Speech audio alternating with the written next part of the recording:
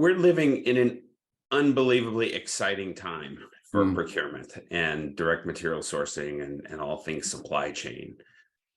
Coming off of COVID, it seems like the world has woken up Mm. to how important supply chains and buying components and making products, how important that is, and Yep. how difficult that is.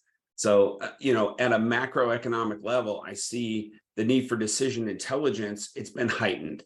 And Mm. then you ask why, and it's things like cost and risk and getting better pricing and all of the things that come through that are the decision intelligence drivers.